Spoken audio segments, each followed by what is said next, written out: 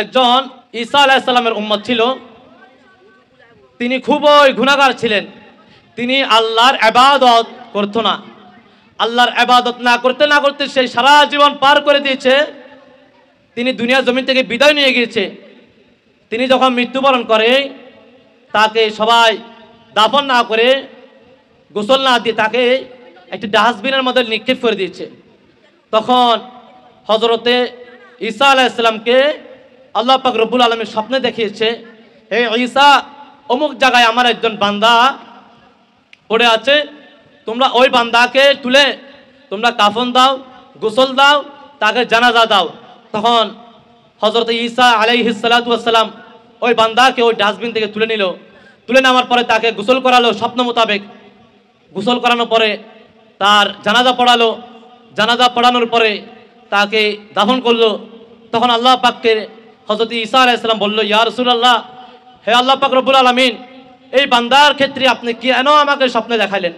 এই বান্দাকে সবাই ফেলে দিয়েছে ডাস্টবিনে, সে মৃত্যুবরণ করার অনেকদিন পরে সবাই পালা দিয়েছে, কিন্তু কেন আপনি আমাকে স্বপ্নে দেখিয়েছেন তাকে আবার তুলে গোসল দেওয়ার জন্য, জানাজা করার জন্য, দাফন দেওয়ার জন্য?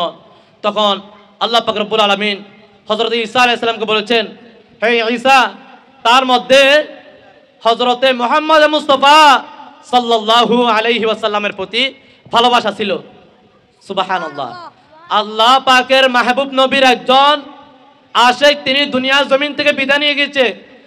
তিনি সারা জীবন নামাজ পড়তে পারে নাই, শয়তানের ওয়াসওয়াসার কারণে সারা জীবন রোজা রাখতে পারে নাই, হজ করতে পারে নাই, যাকাত দিতে পারে নাই, যথাযথ ইবাদত করতে পারে নাই। শুধুমাত্র মনের মধ্যে হুব্বে মুস্তাফা রাসূল পাকের প্রতি ভালোবাসা ছিল, এবং কি তিনার একটি উত্তম চরিত্র ছিল। তিনি যখন রাসূল পাকের নাম শুনে কুররাতু আইনি মিনান নাজরি বলে তিনি দুই হাতকে চুম্মা দিয়ে, যেখানে নবীর নাম শুনতো সেখানে তিনি দুই বৃদ্ধাঙ্গুলে চুম্মা দিয়ে চোখে লাগাতো। এইরকম একটি ভালো আমল করার কারণে আল্লাহ ওই বান্দার প্রতি এতটুকু একটি নিয়ামত দিয়েছে, একটি মৃত্যু দিয়েছে। সেই রকম যদি আমরা নবীর প্রেমে দেওয়ানা হয়ে যাই, আল্লাহ পাক রব্বুল আলামিন আমাদেরকেও সেই রকম ভালোবাসার ফজিলত দুনিয়াতে নসিব করবে। সকলে বলি সুবহানাল্লাহ।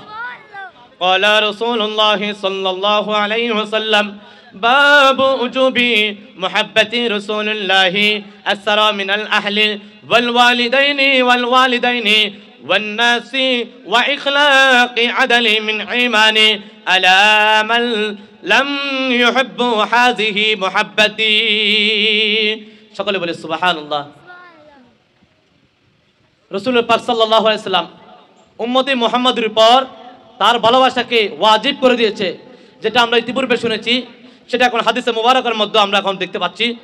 আল্লাহ রাসূল সাল্লাল্লাহু আলাইহি ওয়াসাল্লাম বলেছেন, তুমি ততক্ষণ পর্যন্ত পরিপূর্ণ ঈমানদার হতে পারবে না যতক্ষণ পর্যন্ত তোমার স্ত্রী, পুত্র, ছেলে, মেয়ে, ধন সম্পদ, বাড়ি গাড়ি সব কিছু থেকেও আমি নবীকে বেশি ভালোবাসবে না।